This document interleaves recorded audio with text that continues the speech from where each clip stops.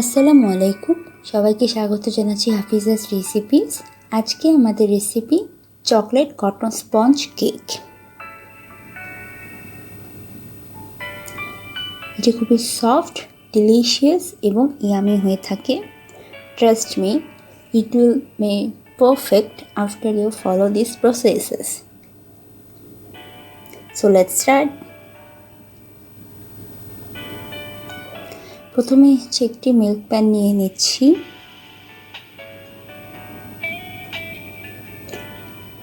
এখানে আছে বাটার, আছে এগ ইয়ল্ক। প্রথমে বাটার দিচ্ছি, এরপর দিচ্ছি কোকো পাউডার। চালনি দিয়ে ছেঁকে নেব, তাহলে ওভারঅল রেজাল্টটা ভালো আসে। যাতে কোনো দানা বা চ্যাকস না থাকে, ওটা মেক শিওর করতে হবে।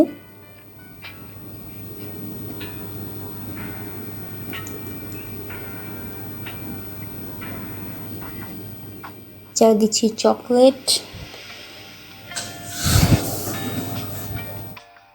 আরও দিচ্ছি দুধ। এখানে অল্প একটু দুধ দেব, আধা কাপ মতো।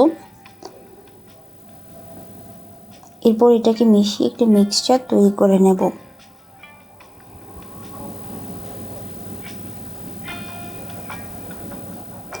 এই চকলেটের মিক্সচারটা আপাতত খুব বেশি থিক হবে না।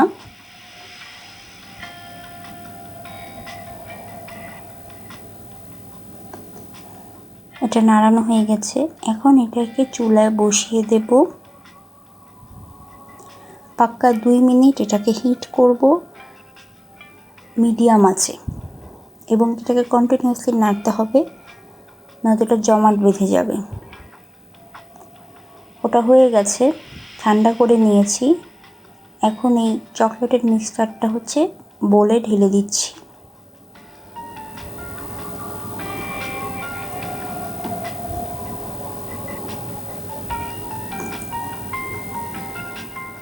একবার একটু নেড়ে চেড়ে দেখিয়ে দিচ্ছি যে কোনো লাম্পস বা কিছু অবশিষ্ট নেই।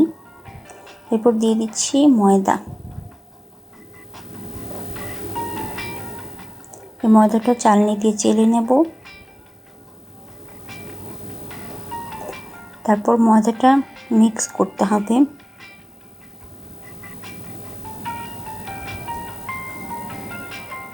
এই পর্যায়ে ময়দাটা মিক্স করতে করতে দেখবেন যে একটা ঠিক পেস্টের মতো মনে হবে। ওটা হয়ে গেলে দিয়ে দিচ্ছি ভ্যানিলা এসেন্স।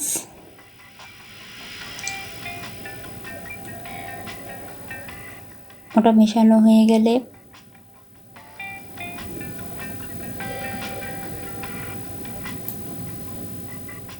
দিয়ে দিব ফ্যাটানো ডিম। এখানে 2টা ডিম নিয়ে নিয়েছি, 2টা ডিমের কুসুম হাফ হাফ করে দিব। দিয়ে এটাকে মিশিয়ে নেব। একসাথে দিচ্ছি না, কারণ একসাথে দিলে মিক্সচারটা বেশি পাতলা হয়ে যাবে, যে ডেন্সিটিটা আমি চাচ্ছি সেটা আসবে না। আরও বাকি অর্ধেক এগ ইয়ল্ক যেটা ছিল, ডিমের কুসুম, ওটাও দিয়ে দিলাম। একইভাবে মিশিয়ে নেব, এবং মেশানোটা বেশ দীর্ঘ সময় ধরে করতে হবে, যাতে এরকম একটা স্মুথ পেস্ট তৈরি হয়, একটা ব্যাটার। এবারে দিয়ে দিচ্ছি ডিমের সাদা অংশ, এগ হোয়াইট। প্রথমে হাফ দিয়ে দিলাম, মিশিয়ে নেব।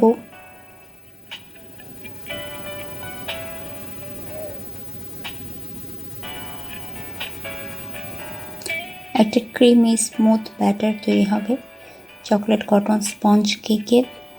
এবার সেকেন্ড লেয়ারটাও দিয়ে দিলাম এগ হোয়াইটের।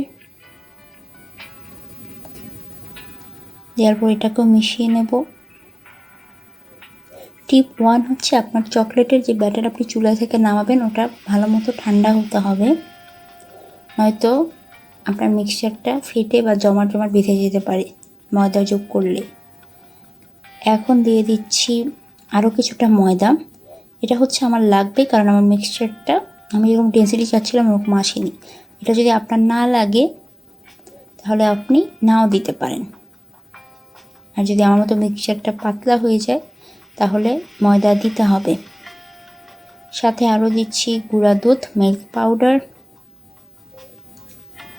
2 চা চামচ দেব।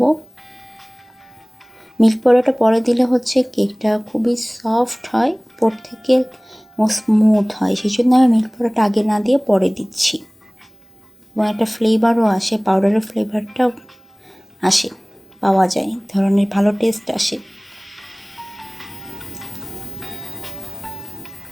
ভালো করে মিশিয়ে নেব। এই মেশানোটা খুবই জরুরি, আমি যথেষ্ট সময় নিয়ে এটা মিশিয়েছি। এই সময় ক্যামেরা পজ করেছিল। এখন দেখুন একটা ব্যাটার তৈরি হয়ে গেছে। এখন এখানে প্যান নিয়ে নিয়েছি, পেপার দিয়ে ব্যাটারটাকেও ঢেলে নিয়েছি। এখন আমি প্রিহিটেড ওভেনে দিয়ে দিব এটাকে 40 মিনিট বেক হওয়ার জন্য। বেক হওয়ার পর নামিয়ে নিলাম। আপনারা দেখতে পাচ্ছেন কত সুন্দর স্মুথ দেখাচ্ছে, প্লেন একটা কেক। আমি এবার সার্ভিং ডিশ নিয়ে নিলাম, ওখানে হচ্ছে কেকটাকে তুলে নেব। যেহেতু আমি বেকিং পেপারে এটা দিয়েছিলাম, সেহেতু আমার ওই বেকিং ডিশটাও নোংরা হয়নি, প্লাস ওটা বের করতেও কোনো আলাদা ঝামেলা পোহাতে হচ্ছে না। জাস্ট টেনে নামিয়ে নিলাম। এরপর হচ্ছে এটাকে উঠিয়ে নেব।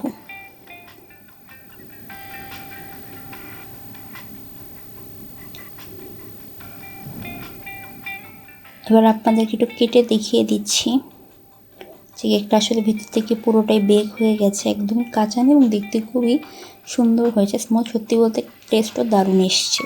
তো আশা করি ভিডিওটি আপনাদের ভালো লেগেছে। চ্যানেলটি সাবস্ক্রাইব করার অনুরোধ থাকবে, বরাবরের মতোই বলে থাকি। আবারও দেখা হবে নতুন ভিডিও নিয়ে। সো টেক কেয়ার অ্যান্ড আল্লাহ হাফিজ।